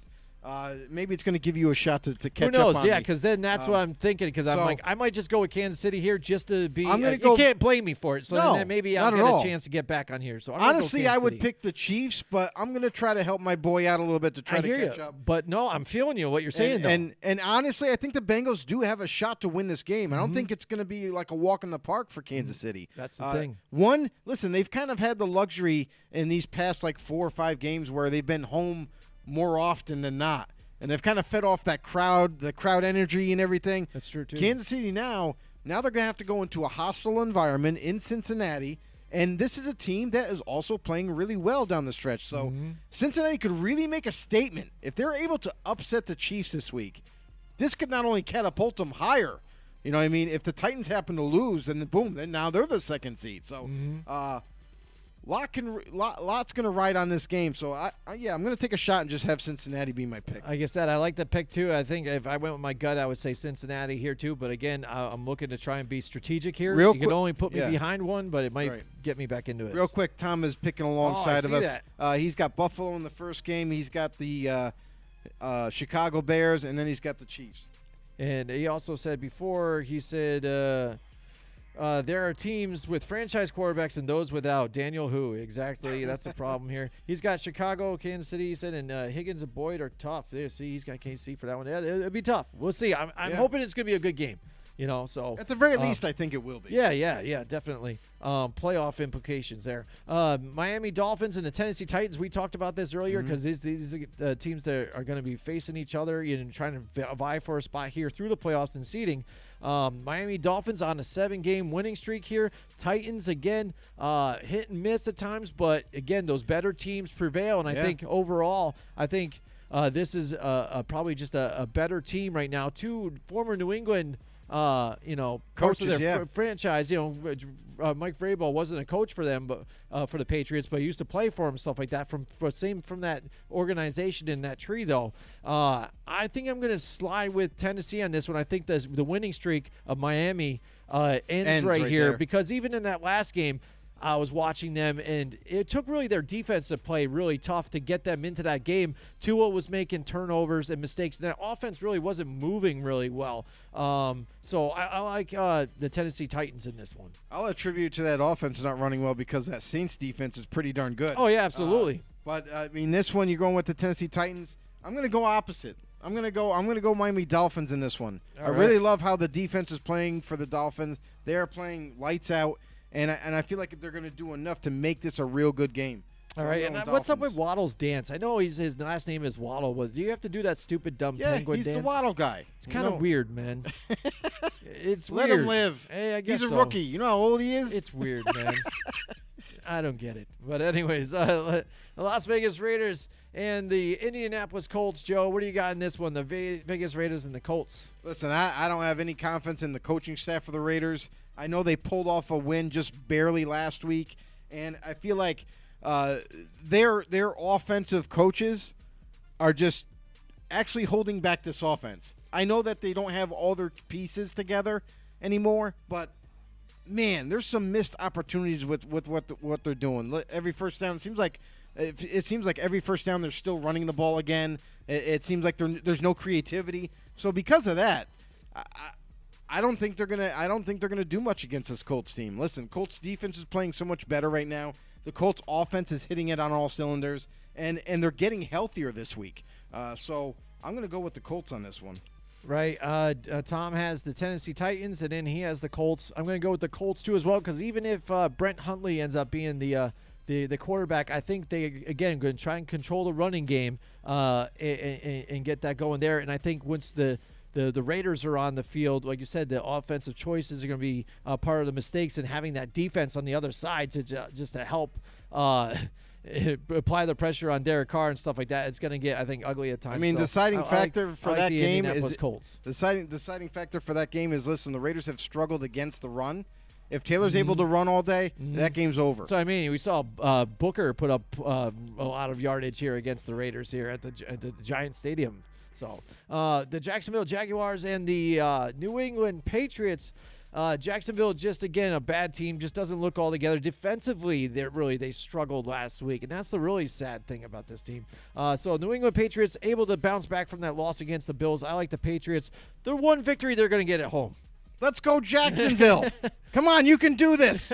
No, I'm going with the Patriots on this one. This is one of those shoe-in picks that it should be. It should work out. But we'll see. I got New England. All right, here we go. We got the Carolina Panthers and the New Orleans Saints. Damn, this is an ugly game here.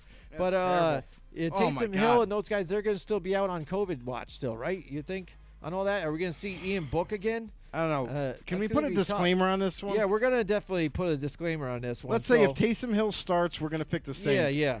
If Taysom Hill isn't there, then we're going to go Carolina. Tom says both lose. Yeah, I know. Exactly. I think we actually in this one, Tom, I don't think they both lose. I think the fans lose in this one. That's what right. We lose. That's true. And this is just whatever it is. But we lose in this one. So, all right, so let's put that disclaimer on there. Yeah. Let's Tampa Bay Buccaneers and the Jets. I like the Bucs in this one. Not a whole lot to be said about that one. Jets, it was a nice win, inspirational win for him last week. But I'm really going to die laughing if the Jets happen to upset Tampa Bay. That would be stupendous. Then you can't say Tom Brady is MVP and all this other crap because that defense is terrible. They just last week found a defense that was worse than them. And exactly. And it was the Jaguars. All right, here we go. Next, the Philadelphia Eagles and the Washington Football Team. Joe, what do you got in this one here? NFC East matchup. The Eagles looking pretty good right now, but they just, again, beat a terrible team. And Washington just got embarrassed by the Cowboys, but they're beat up too as well and have a lot of injuries too on their end. So this is where Washington gets kicked out of the playoff race. This is where I feel like they're going to end up getting the loss here. The Eagles, listen, now that Hurts is healthy, their offense is going to start picking back up again. They've utilized the running game, which Jordan Howard? Mm-hmm. He's starting to pick it up. Miles Sanders, there's a sighting. Done. There's finally a sighting, right? But altogether, this offense for the Eagles is starting to click with their young receivers. Devontae Smith as a rookie and Hurts have a crazy nice chemistry going right now. And I think that the Eagles are going to do just enough to get this win. I'm going to go with you on that one again, just because, again, what I said before about the injuries. They're playing these teams right at the right position, right situation. It's just they've been able to be really capitalizing on the opportunities they've been given them. When they're facing teams that are missing guys, that are beat up, and that's really why they've been able to get some of these wins here. Because, again, they really should have. If they were a good team, they should have put up more points than they did against the Giants. Right. And the Giants gave them that game even too. So I'm not really high on the Eagles. They've just been able to get some of these. So they're going to get a win here. Let's just say that for once. All right. Now the Denver Broncos and the Chargers. Again, these teams are going to be fighting each other close. I'm going to go lean towards the Chargers, but I wouldn't be surprised if Denver somehow pulls out a win here because the way the Chargers have kind of been, like I said, for Brandon Staley-led team here, 32nd overall with points against them on that defense is 32, ranked 32nd in the league. Not very good. And then third downs, giving up those plays, the completions and things like that. Not good on their end. And Justin Herbert, again, trying to eliminate some. He had 2 interceptions last week, trying to eliminate some of these turnovers. And for Christ's sake, get it to Keenan Allen and some of these other guys. It's got to make you wonder, too, how important Austin Eckler is to this team. Right, because he wasn't there last week, and it seemed like they struggled big time without him being in the lineup. So I wonder how much that's going to play a part. Is he going to be back this week? Also, for the Broncos, is Teddy Bridgewater going to be okay to play? Because that, to me, is the bigger question mark. I feel like if Teddy Bridgewater is going to be back, I like Denver more than I like the Chargers. I don't like where the Chargers are headed right now. I understand they're missing pieces here and there. I understand everybody's going through it. Injuries, COVID, everybody's going through it right now. But I feel really comfortable if Teddy Bridgewater is the quarterback for Denver. I'm going to go Denver. If Drew Lock is, obviously I'm going to swing my answer to the Chargers. So that's what I'm going to say. I'm going to say if Teddy B is there, I got Denver. If he's not there, then I'm going to go Chargers. Tom Leiter, by the way, he's got Jets in an upset. He's got Eagles. He's got Eagles. He's got Herbert and SD, which should be San Diego, I think he's saying, but we know they're not San Diego. I think that's he another won't let it go. Joke on that one. Just won't let it go. He's just riding them hard there on But yeah, and I hear you on that one because too. One thing that Denver does is that front line has been really playing well for them on defense too. So what can the Chargers do to alleviate some of that? So yeah, we'll think of that. If Locke's in, you've got the Chargers. Yeah. If Bridgewater's in, you've got Teddy B. Denver. All right, there we go. Teddy B. Houston and the San Francisco 49ers. San Francisco again not going to have Jimmy G. So they're going to have Trey Lance. Trey Lance, baby. It's the new right. age. Yeah, you've got Deebo Samuel back there running the football in the backfield out of there, but then also on the receiving. And George Kittle, man, you can't stop that guy too as well. I would say I'm leaning towards San Francisco on this one. If Houston pulls out a victory on this one, then I'm really I'm baffled. I'm just going to say Davis Mills is here to stay. That's all I'm going to say. Houston, you found your quarterback. Definitely, if Mills can go into San Fran and get you guys a win, he's your dude. That's just that simple. Like, he's definitely got to be your guy going forward. Trade Deshaun Watson in the offseason. Get whatever you can and rebuild this team. Oh, man. But yeah, hot takes. I got San Fran all day in this game. Even though Trey Lance is still going to be like that rookie type of quarterback, he is going to make mistakes. That always happens with rookies. And, honestly, I feel like Kyle Shanahan's going to come up with a good game plan, a creative game plan, to kind of try to make it easy for Trey Lance in his acclimation to his new role at starting quarterback. So they're definitely going to listen. The big thing here for the Niners is, can they run the ball? If Houston puts clamps on their running game, Trey Lance is going to be in trouble, I feel like. But if they're able to run, then they're going to be able to make some, option plays happen. They're going to do some play action off of those runs, and that's where Trey Lance, I feel like, is going to be successful. So let's see how this game unrolls, but I got San Fran in this one. All right, yeah, so does Tom Leiter. Next up, we've got the Arizona Cardinals and the Dallas Cowboys. This one's going to be a tough game here, too, but I'm liking the way the Dallas Cowboys defense is playing right now. I think they're going to be the difference in this one because of the pressure that they're going to be able to get on Kyler Murray and the mistakes that he's making. And then Arizona, the fact that they just won't try and run the football either. Dallas Cowboys, I think they're going to be able to score on this defense because that's the one thing I've seen about the Arizona Cardinals defense. Where's that pass rush? Where's all those guys getting in there and making the plays? I haven't seen it, and teams have been able to just kind of pick them apart. So I like the Dallas Cowboys in this one at home. I picked Arizona last week. I'm picking them again. There you Going go. up against Dallas. I feel like this is a game that they got to have. They got to win. They got to win this one. And listen, they've lost, their last 3, I think? So they're due for a win. So I'm just going to roll the dice on this, and I'm going to say Arizona gets it. All right, here we go. Next, we got the Detroit Lions and the Seattle Seahawks here. I got Detroit. No. Tim Boyle. It looks bad in Seattle. Is Goff coming back? He should be. I think he should be be on back. the COVID list, so he should be back. Yeah, because last week he was out. Yeah. But I feel, and Tim Boyle. Can we just talk a little bit about Tim Boyle? My guy, I didn't have any confidence in this guy coming into this game, and man, he really let it rip. He threw that ball around. And got some nice stats for himself. The Detroit quarterbacks, they do this to you. I know, They're right? able to come in, and then you're like, well, look at this guy. Yeah. Look at this guy go. And then you see him in the next week, and you're like, yeah, no, never mind. It was right. Yeah, he's nobody. You know what I mean? So, right. Maybe if we have Jared Goff back in this one, it gets a little closer.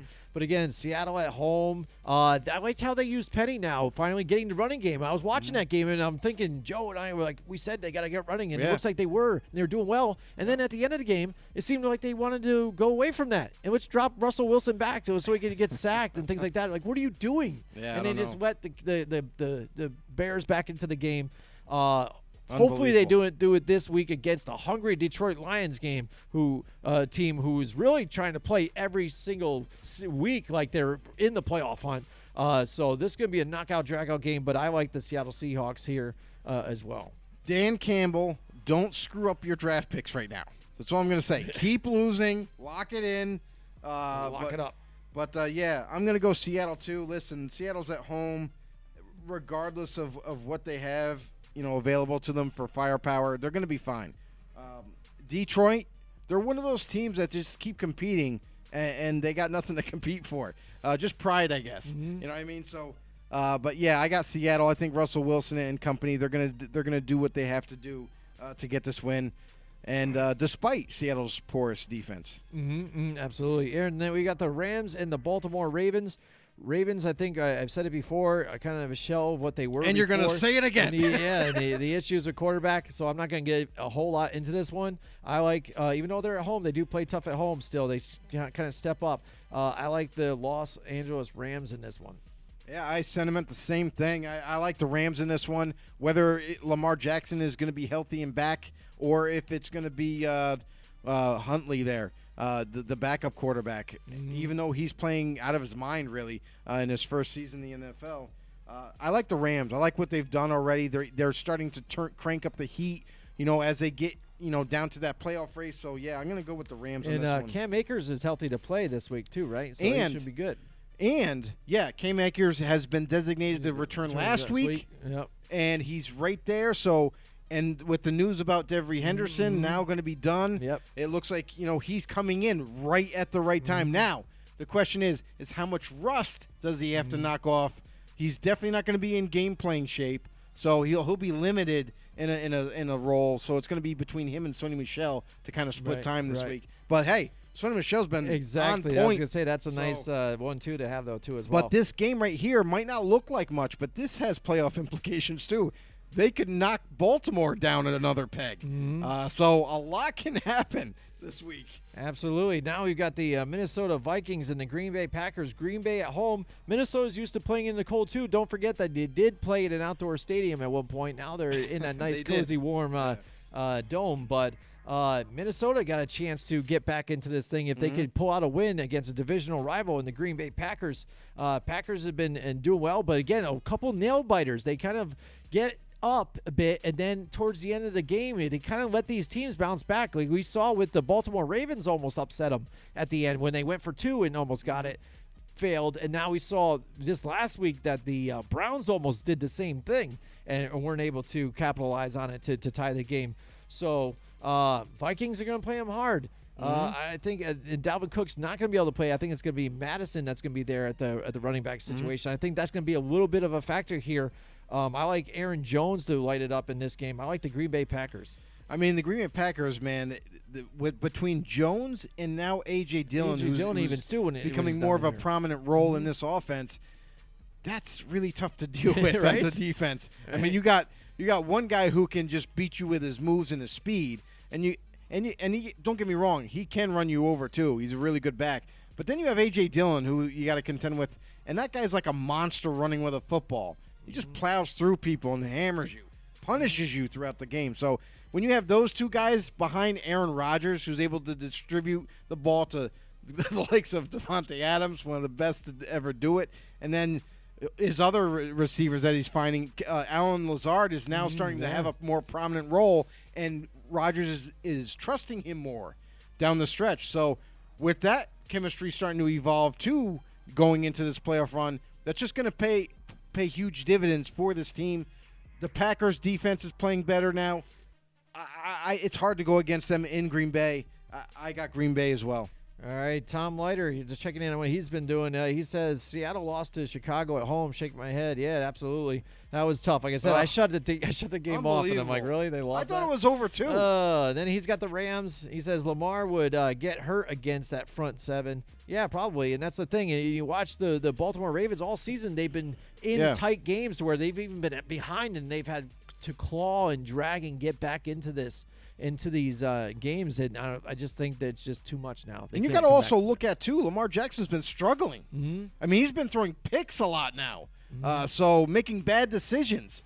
And in going down the stretch, that's not something you want to see out of your quarterback. So I wonder, one, he's got to come back from this injury, and get back into the flow of things. But two, he's just got to stop making all these terrible mistakes, which are costing them points in turnovers. Tom Leiter has the Packers, and I think he's saying about A.J. Dillon is Lynch 2.0. Next up, we've got finally Monday Night Football here, January 3rd. Oh, what a great game. You want to talk about, again, I think Tom Leiter might say they both lose in this one, too. Can we flex NFL? Can we flex this game out? Man, because, again, too late? It sucks because even it seemed like the rest of the team wasn't doing anything for Pittsburgh last night. Let's flex Arizona Dallas to Monday night. Yeah, right. I would like to do that, or even Green Bay, Minnesota, for that matter. I'd rather just fuck that one out. Yeah. Put that one back there, just because they just got to change their times. This is terrible. Why do we get a terrible day. Monday night game right now? Yeah, I don't know. Maybe they thought this is the battle of the losers. They probably thought at one point it was going to be, big Cleveland right there for the position. Right. Maybe Pittsburgh's still going to be vying for the division. Yep. Yeah, that must have been their train of thought, but. Cleveland Browns, again, I just like their game. Their team altogether is better. Yeah. I think if Baker Mayfield, again, can eliminate the turnovers, it's big because their running game unstoppable. Nick Chubb, dude, it is so nice watching him run. It's just so smooth and effortless, kind of. It's just nuts. And the defense, I think, will still be enough to shut down the Pittsburgh offense, what there is of it. And they've kind of shown, again, what kind of bonehead mistake they went with. Najee Harris is nice, but, dude, it didn't help you out at all. You have no protection. It didn't help you. It ain't going to get you anywhere. And this is where you're at. So even though Pittsburgh's at home, I like the Cleveland Browns in this one. What do you got, Joe? Listen, you got both. Steelers are 7-7, and the Browns are 7-8. Right? I mean, why not? 7-7 Let's go Browns. and 1. Let's go Browns. Get that win. Make it match up, and then maybe they move up to third in the division. There you go. Tom says the league gives Big Ben the win on national television. How about that? Was it going to be like a see you later? Here you go. Here's the nod. Do you get the have big a nice win? retirement party afterwards? Man, geez. Terrible. All right, so that's it. That's our week picks here, week 17. It's going to get nutty. We got a whole other week to go after this. We definitely appreciate you guys watching the show with us this week. Thank you. We'll watch the picks closely. I want to thank all the sponsors out there, including Colorize out there. My guy, Link. Go to mycolorize.com to learn more about them, but they have 3 locations in upstate New York, and that's Niskayuna, Clifton Park, and Queensbury. If you need anything done, you do-it-yourself type of stuff here at home, some paint or whatever, or if you're even work for a shop and you're the professional, go there. They'll do color matching for you. Anything you want. They are your local Benjamin Moore dealer, but they deal with all kinds of other companies too, PPG and others that they know. They know what they're doing. They've got the professionals there, that the knowledge that if you ask them a question, they're going to be like, I don't know, let me talk to a supervisor. Or, I don't know, I'm just here in this area right now, Right. They know what they're talking about. They have the experience in the industry to get it done for you. So Colorize, check them out, mycolorize.com.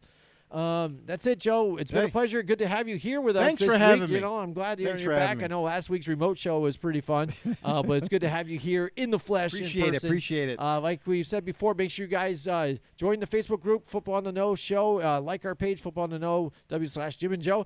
And go to YouTube and become a subscriber here, Football on the Know Show there on YouTube. And follow us on Twitter, FB_know. And don't forget Spotify, Apple, all those guys. Even if you guys don't watch us or don't listen to us on Apple and things like that and Spotify, if you watch our show here and you still like it, just hop on over there. We know you guys already have Spotify and stuff for your favorite music and stuff.